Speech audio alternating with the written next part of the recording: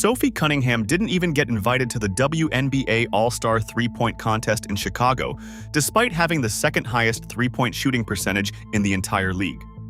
No invite, no spotlight from the league itself, and yet her shoe, which she launched on the exact same day, still sold out in 1 hour.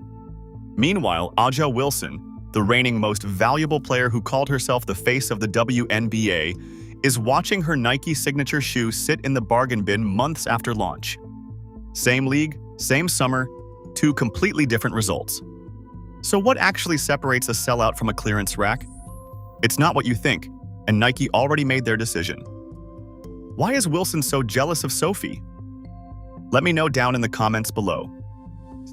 60 minutes. That's how long it took for Sophie Cunningham's new Adidas shoe to sell out completely. And she wasn't even in WNBA All-Star Chicago when it happened. No All-Star weekend appearance, no press conference, nothing. She released a shoe on a random Friday in July, and by the time most fans finished their lunch break, it was gone. Let's talk about what actually dropped, because this wasn't some random sneaker with her name slapped on it. Adidas gave Cunningham a player-exclusive colorway, which in sneaker terms is a big deal. The brand only builds for athletes they consider real needle movers. Adidas took their crazy energy silhouette and reworked it just for her. A pink to white gradient with light blue and orange pops, priced at $120 a pair. And here's the part people keep forgetting. Adidas hasn't handed out a shoe like this to a WNBA player since Candace Parker. That's the company Cunningham is suddenly in. Now here's where it gets spicy. She had zero connection to All-Star Weekend. No invite to the three-point contest despite shooting lights out from deep all season. Good for second in the WNBA next to Aliyah Boston. No All-Star jersey, no All-Star anything. The league gave her nothing to stand on. No stage, no spotlight, no built-in audience walking past a merchandise table. Normally, that's how these launches work. A shoe drops during All-Star Weekend because the league hands you cameras, fans, and a captive crowd already primed to buy.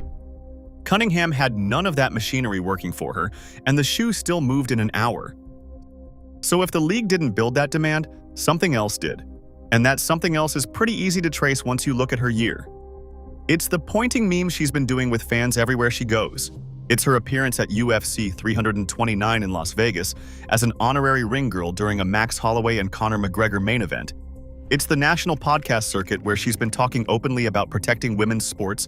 It's her recent Sports Illustrated swimsuit appearance. None of that came from a league marketing push. That's an audience she built herself, one viral moment and one appearance at a time, completely outside the WNBA's calendar. Compare that to how shoe drops are supposed to work in this league. You tie the release to All-Star Weekend, you let the league's cameras do the advertising, you put the shoe on a stage where thousands of fans are already gathered to watch stars play.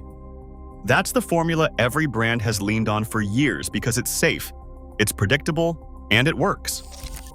Cunningham skipped every part of that formula. No stage, no league push, no All-Star spotlight, and the shoe sold out anyway in 60 minutes flat. That should terrify every other brand still waiting for the league's calendar to do their marketing for them. Because what that hour proved is pretty simple. Adidas didn't need the WNBA's schedule to move product, they needed Sophie's audience. And it turns out that audience is bigger and hungrier than anyone in a boardroom expected. A shoe with no league push outsold expectations in less time than it takes to watch a full basketball game. And if demand like that isn't coming from the league's marketing machine, then the real question is where exactly it's been building this whole time and how long it's been growing without anyone at league offices noticing.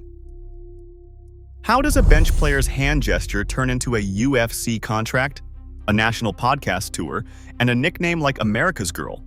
Because that's exactly what happened to Sophie Cunningham this year, and it did not start with any grand plan. It started on the court, defending Caitlin Clark against Dewana Bonner.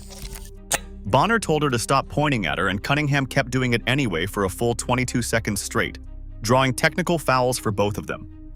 That's it. That's the whole origin story. A defiant hand gesture in the middle of a heated moment, and somehow it turned into the most recognizable celebration in the sport this year. Fans started recreating it almost immediately, and it spread way past basketball, way faster than anyone expected. The clip hit accounts like WWE, It hit the White House account. It hit every corner of the internet that has nothing to do with the WNBA. Locker rooms and other sports picked it up. Fan bases who couldn't name a single WNBA roster started doing the pointing gesture in their own highlight videos.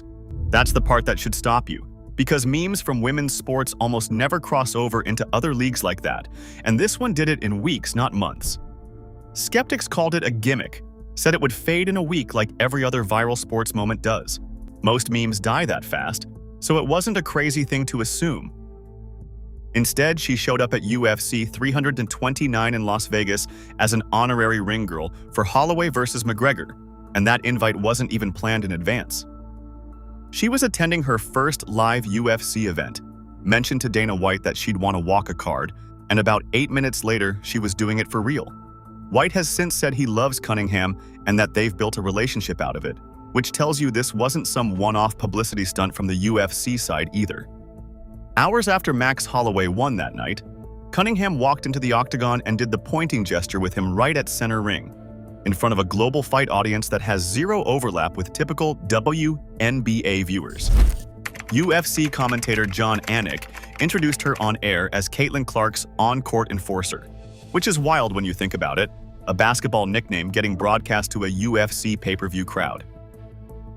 That single night put her face in front of millions of people who've never watched a WNBA possession in their life, and it did it for free with zero league marketing dollars spent. Layer on top of that her national podcast appearances, including co-hosting Show Me Something, plus her comments on protecting women in sports, and you start to see a full persona forming that goes way beyond box scores.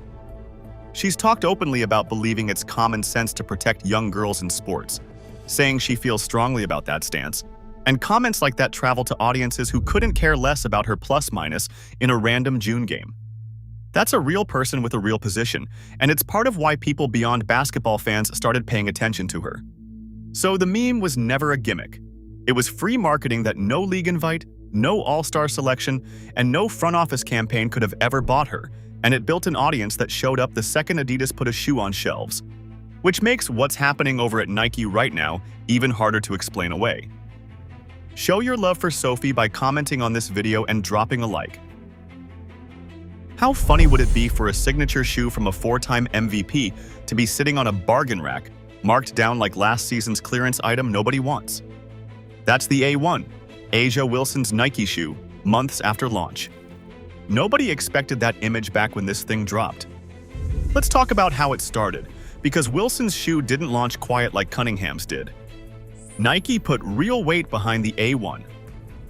Ads, promotional pushes, the whole marketing machine that comes with being a reigning MVP and a face of the league, Nike wanted to build around. Cunningham's Adidas drop happened with zero fanfare, no press tour, no ad campaign, just a shoe on a website. Wilson's got the full rollout treatment, the kind of launch every other player in the league would kill for. And months later, it still hasn't sold through. That's the part that should stop you. Nike has gone quiet on promoting the A1 completely. No fresh ad pushes, no new campaign angles, nothing keeping it in front of shoppers. When a brand stops talking about its own product, that's not an accident. That's a decision made somewhere in a boardroom once the sales numbers came back and told a story nobody wanted to hear. Now compare that to what's coming from Clark. Insiders expect her upcoming signature line, the Caitlin one, to sell out in minutes, the same way Cunningham's shoe cleared shelves in an hour with zero league push behind it. Two shoes, two completely different demand curves, and one of them belongs to a bench player who wasn't even invited to All-Star Weekend. So how does a four-time MVP's shoe underperform a bench player's shoe that had no league marketing at all? That's the question Nike is stuck answering internally right now, and the numbers aren't leaving much room for a comfortable answer. A resume full of MVPs and championships apparently isn't what's moving product off shelves in 2026, and that's a hard pill for any brand that bet big on stats alone. Here's what it actually means when a company stops advertising a shoe before it's even cleared out. It's not just a quiet moment, it's a financial write-off and a reputational retreat happening at the same time. Nike is signaling, without saying it out loud, that continued investment in this campaign isn't worth the marketing dollars anymore. That's not a small thing for a brand to admit about its own signature athlete. And it doesn't happen unless the sales data is bad enough to override whatever loyalty existed on paper. Because that's how sponsor logic actually works. Shelf space and marketing budgets go where demand is proven, not where the resume happens to be longest. Nike doesn't care how many rings or MVP trophies sit on a mantle if the shoe isn't moving at retail, because the shoe business runs on registers ringing, not highlight reels. Wilson's stats on the court, the scoring titles, the defensive numbers, all of that never translated into people actually pulling out their wallets. So stats didn't save this campaign. Cultural pull did the heavy lifting for Cunningham, and it's about to do the same for Clark. And Wilson's game never built that kind of pull, no matter how many times she led the league in scoring. Nike made this call with data sitting in front of them, not loyalty to a star they'd bet on years ago, and a bargain bin full of unsold A1s is the proof sitting right there in stores. Which leaves one question hanging over all of this. Why would a brand walk away from the player who looks, on paper, like the best the league has to offer? "I'm the face of the WNBA." That's the line Wilson put out there herself, and it's the line that's aging worse by the week. Because being the face of a league isn't something you announce.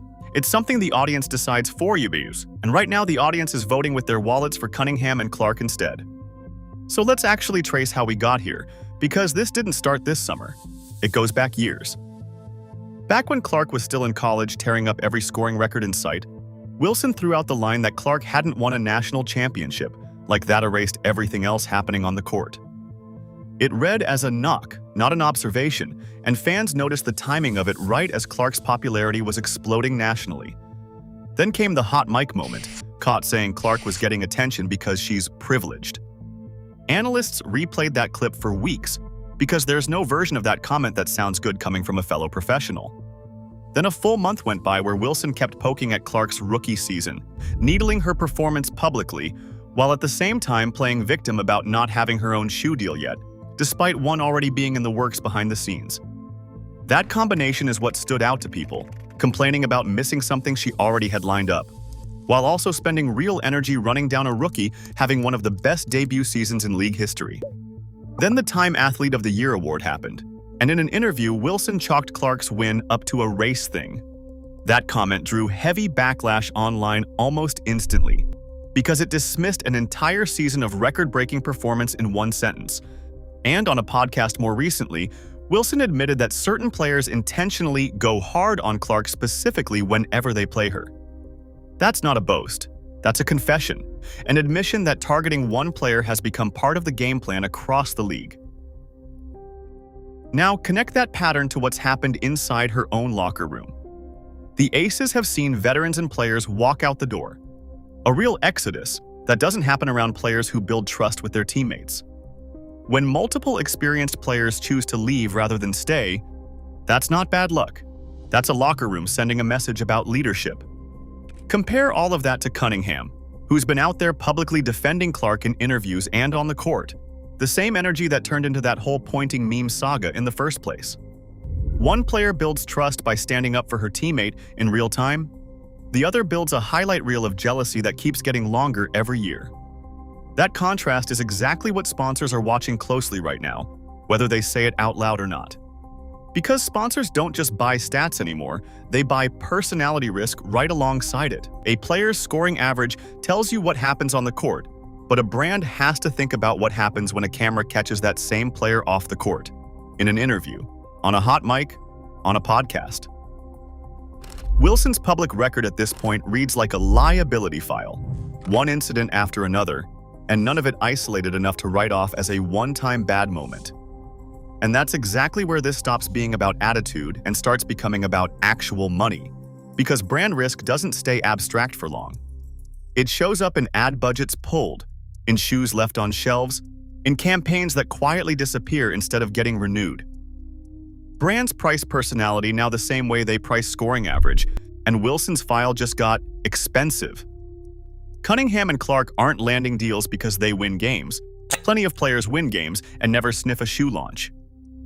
They're landing deals because they build audiences who actually show up and buy, on podcasts, at UFC events, in comment sections cheering them on. Wilson still has the rings and the trophies, but rings don't sell sneakers by themselves anymore. Why is Wilson so jealous of Sophie? Let me know down in the comments below. And don't forget to like, subscribe, and turn on all notifications as we're bringing you all the action and top stories. Click the video on the screen and we'll see you in the next one.